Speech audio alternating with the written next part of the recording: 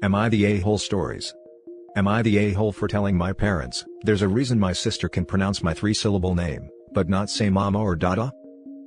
My, 16 female, name is Clementine. My parents had me when they were 14, and never really raised me, my grandparents did. They decided about 5 years ago they missed their teenage years, so they were going to party now that I wasn't so dependent on them. They had my sister 13 months ago, and started using the fact they were done parenting, and made me a third parent. From pretty much the day they come home from the hospital, I was the one doing the parenting. My education suffered, and I ended up dropping out of school.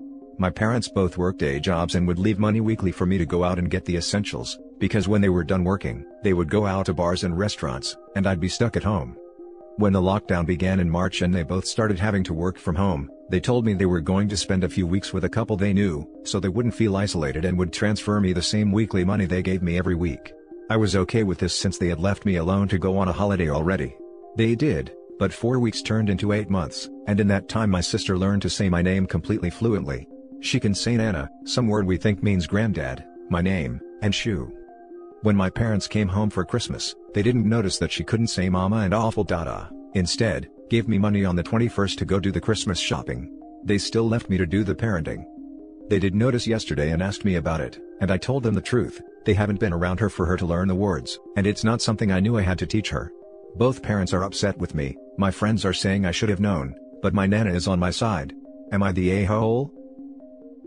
Now for the top comments. Not the a-hole. They're not mama and dada. They don't want to be mama and dada, and this is 100% their fault. Can you get CPS involved or move back in with your grandma? This is child abuse. And your friends can shut it. It's not your responsibility to be raising her to begin with, let alone teaching her these absentee adults are her parents in any way. As bad as it sounds, I'd rather my parents ran off for the best part of the year again. It'll make it easier when I'm 18, and want full custody of her. Not the a-hole. I'm so sorry because you're in this situation. This is literally child mistreatment and they can't just leave their responsibilities whenever they feel like it, which is legit 24/7, WTF. You're an amazing sister, but think about yourself and your education please. Since I have my junior certification done, I can do an apprenticeship, maybe plumbing or something. And since I have proof through texts, I can easily get full custody of my sister once I turn 18. I consider my sister my own baby at this point. Holy cow. I have few choice words for your sperm and egg donors, but I won't go there. They're abusive to both you and your sister. That's negligent parenting and they both deserve to be prosecuted to the fullest extent of the law. OP, not the a-hole. I'm so sorry you and your sister have to go through with it. Your little sis can't say mama and dada because she doesn't have either. Edit, my grandparents both know and help out. They give me money to simply spend on whatever I want, have a savings account for me and my sister. We can't move in with them because of their living situation and we haven't been in contact with child services for a few reasons.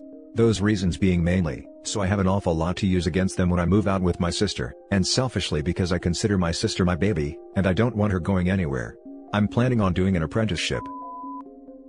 Now for the next story. Am I the a-hole for refusing to use the study room, and saying it doesn't feel like home? Quick background, my mom died when I, 16 female, was 8 and my dad remarried when I was 13. His wife has a son who is 2 years younger than me. The transition was not smooth. We moved in together after they got married, and the house they bought together was supposed to be home for everyone. But I wasn't allowed to have a photo of my mom in the living room with the other photos of family. It was said it would be disrespectful.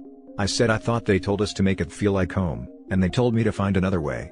I said well it won't feel like home without a photo of my mom up in the living space. They shrugged it off. It was a sore point between us and something I still feel was unfair to me when technically, her family are all strangers to me but they got photos up.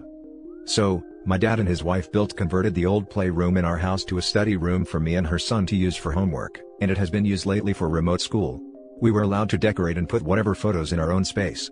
He got the photos he wanted, but I was told to take down the family photo of when my mom was alive. This was a year ago. My dad's wife said it was hard for her to see photos of my mom. I told her it was hard for me to see photos of her in the house, but I coped. When both her and my dad said the final answer was no, I just stopped using the room. My dad told me to not make it such a big deal. I said her son could put up photos of his dead grandpa, but I couldn't put up one of my dead mom, and it wasn't fair. That my mom should be allowed into my spaces. My dad said this needs to be home for everyone, and I said at the time it wasn't home for me.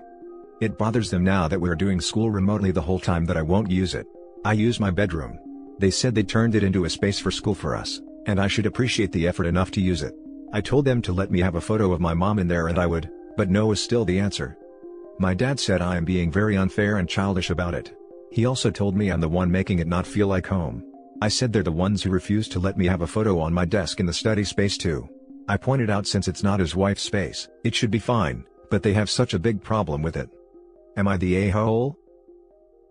Now for the top comments. Not the a-hole.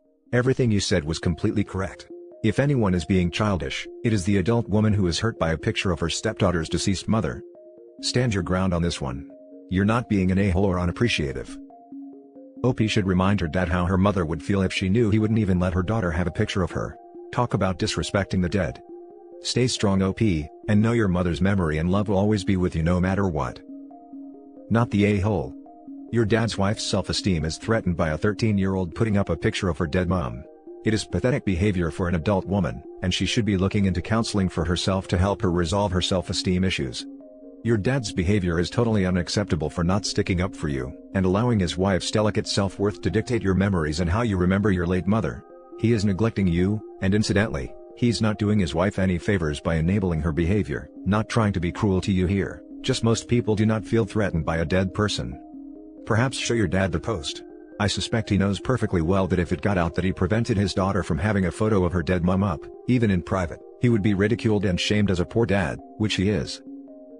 Not the a-hole. This is absolutely the best answer. Please, OP, show your dad this post.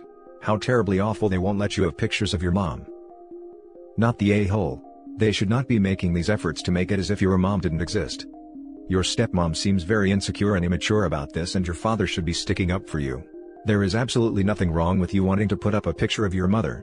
Your stepmom needs to understand she is never going to replace her and make peace with that. Your dad should realize that no matter who he marries, you have a mother and she deserves to be honored in your home. Next story. Am I the a-hole for telling my dad I won't participate in therapy, after he listened in on a private conversation? So, I lost my mom when I was 7, I'm now almost 16, and my dad married a few months after she died, 7 to be exact. They were pretty much estranged at the time, so I wasn't surprised. But his moving on so hard and fast was hard for me. He was happier than he had been when my mom was alive. I don't think he loved her anymore. And I think he was hoping I would jump on the chance to start afresh. For me, the first big hurdle was about a week after he got married. He told me he wanted me to see my grandpa less, because he didn't think it was good for me. My grandpa is my mom's mom and he raised my mom and my uncle from the time they were 2 on his own after my grandma died. He never remarried and my uncle at the time didn't have any children. I told my dad it wasn't fair, and I needed him. It turns out, he felt my grandpa's decision not to remarry he felt was a bad influence on me, and what I would feel regarding him remarrying. His wife for the most part, I got along okay with. I was distant. I didn't want to look at anyone else as a mom figure, and I think she was hoping that eventually I would. She wasn't too pushy though, and I know I'm lucky that way. But after that first year, it was insisted we celebrate her on Mother's Day, and that was hard. About 2 years after, when she was pregnant and I had just been told, they asked why I was so sad, and I told them I missed when my family was together and I had my mom. They discouraged me from talking about it, and my dad said it was a hurtful thing to say because our family was different, but we were still a family. Except that feeling has never changed. But I don't speak up. I didn't want to get into trouble for saying anything. My mom's birthday was in December and I was talking to my best friend about it. I was telling her that I really miss the way my family used to be, my mom, and how I disliked how things are now. There was a lot talked about. I was in my room. I was talking pretty low so nobody could hear. But then when I got off the phone, I was confronted with about 30 minutes of the phone conversation from my dad and his wife. I was pissed they eavesdropped on me. They said I didn't talk to them. I pointed out what happened and I got sent to my room without dinner. The next day, my dad said he was getting us all family therapy. I told him I wasn't going to participate because he eavesdropped on me, and then got mad for saying something in a private conversation that he scolded me for saying as a child. He told me I was making life difficult for him by refusing to go, and by talking like that still. Am I the a-hole? I'm not so sure I'm not anymore, so I decided to come on the internet and ask. Now for the comments. Not the a-hole. How is he going to react when you say your true feelings in family therapy? It would probably be better for you to have private therapy. I would go and say that you're there because your parents listened to a private conversation. Then, got mad and sent you to bed without eating as punishment. Taking away food as a punishment is a surefire way to get a CPS visit. Not the a-hole, but family therapy might still be helpful. I would definitely tell the therapist pretty quickly about this egregious breach of trust and eavesdropping on your private conversation. If the therapist tries to back them up at all on that front, they probably haven't found a very good therapist. Hopefully the therapist is a good one though, and will help your parents to understand boundaries. And be sure to let the therapist know that your father and stepmother yell at you when you express your feelings. Not the a-hole, you're hurt and grieving. But therapy is good for you. Ask for private therapy before you're willing to deal with family therapy. I'm sorry for your loss. I wasn't offered individual therapy, just family. Now for the last story. Am I the a-hole for pulling a family meeting with my boyfriend's family, to tell them they either pull their weight or get cut out? I have been with my boyfriend for 6 years and we have 2 sons. His baby sister, 25, just ran into some trouble 3 months ago, and is now looking at 25+ years in prison because she was dating a guy who was a substance dealer, and when his house was raided, she was charged right alongside him. Now, my boyfriend and I just took our entire savings, $15K, and put it toward lawyer fees for the past 3 months. I begged to not go with that lawyer because I did not like anything about him. There was a lawyer $10,000 cheaper who was far more intelligent and worked these cases before, but his family had to have this younger lawyer who was more expensive, because, you get what you pay for, with the promise they would throw down cash to help us pay this $35,000. Lo and behold, his family hasn't done jack and neither has the freaking lawyer. His 2 oldest sisters are insurance agents and make over $160,000 a year. His 2 brothers also both have great jobs, and both make nearly $120,000 a year. My boyfriend and I have a combined income of maybe $80,000 a year, if that. Which is the reason why I am infuriated that we are the only ones doing anything. We also are the only ones with kids. So, I called his family up and said we needed a family meeting. We agreed to meet up last night at his eldest sister's, 42, home. When we got there, I lit right into his family about the fact that they are watching us put ourselves into a hole to save his sister's butt, all while guilting us to do more, and that I was freaking done. I told them that from here on out, if they don't start pulling their weight and hold up their end of the bargain, then their contact with the lawyer I paid for will be terminated. We will not be giving them updates or keeping them in the loop. If I'm going to be the only one paying, I'm going to be the only one speaking to the lawyer, basically. All of a sudden, his family is saying they don't have the means to help, and that I am trying to strip them of information they are entitled to and using money against them. As I said, all of them are wealthy with no kids. My boyfriend was on my side last night, but after his sister called him and guilted him some more, he now is on his family's side, regardless of them literally doing nothing. And is saying that I'm being childish about the whole thing and shouldn't have ever said anything. Am I the a-hole? Now for the top comments. Honestly, I would just cut my losses. Tell the lawyer his services are no longer required, and that the sister can have a nice free public defender. Don't let them tell you what to do with your money. If it is that important to them, then they can pony up the cash.